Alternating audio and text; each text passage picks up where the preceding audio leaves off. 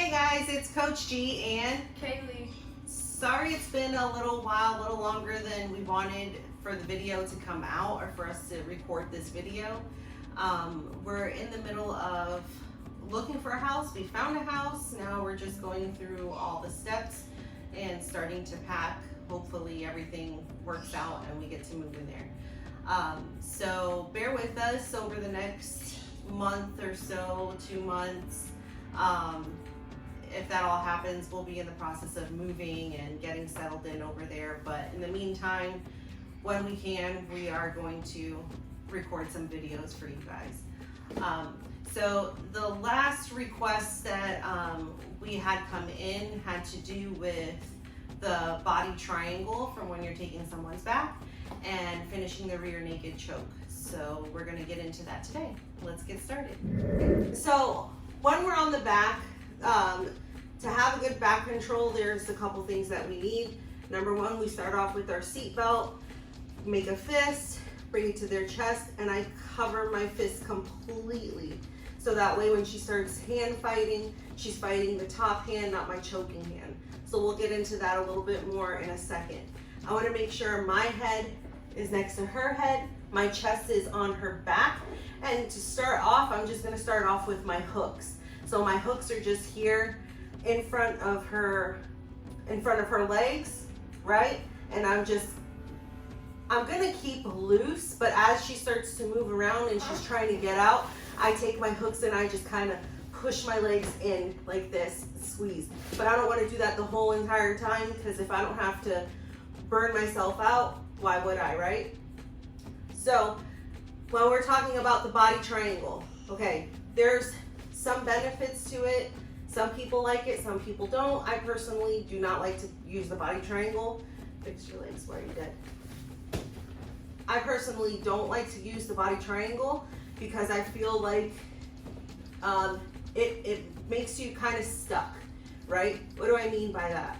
When I lock up a body triangle, I'm bringing my bottom hook all the way across her hip, and then just like we triangle, for a regular triangle, we're gonna triangle our legs, and we're gonna hide this leg behind her legs here. So this is a body triangle. Yes, it sucks for this person because it is tight along their midsection, right?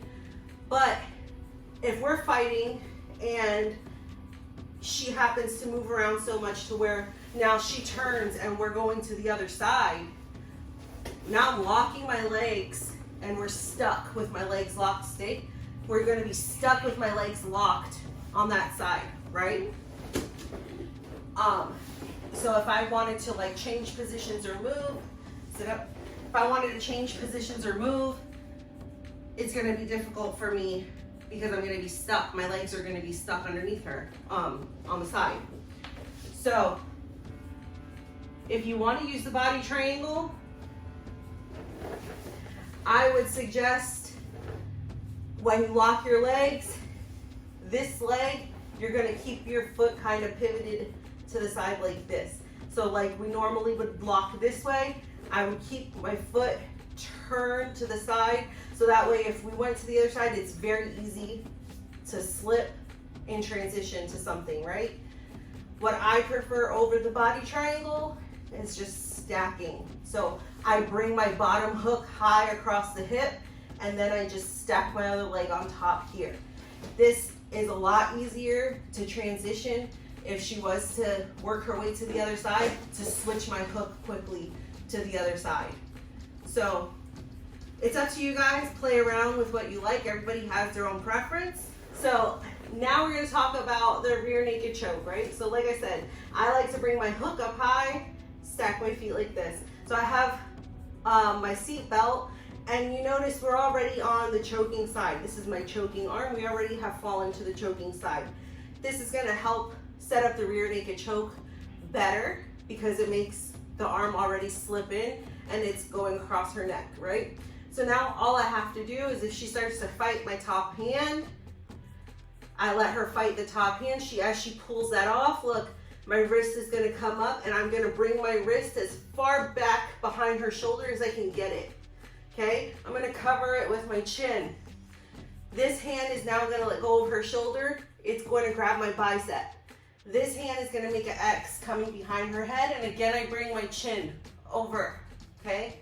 Now all I have to do is start shrugging my shoulders slowly, slowly, slowly, slowly, slowly, until I get the tap. When you're doing a choke like this, when you're doing any sort of a constricting choke, even when you're doing it with your legs, you don't want to squeeze, you don't want to go from 0 to squeezing for dear life, right? You want to go slowly, slowly, slowly, slowly, slowly, but you don't want to go slowly, slowly, let go. Slowly, slowly, let go. Every time you let go, you're giving them relief, right? We want to slowly tighten and keep tightening and keep tightening until they tap.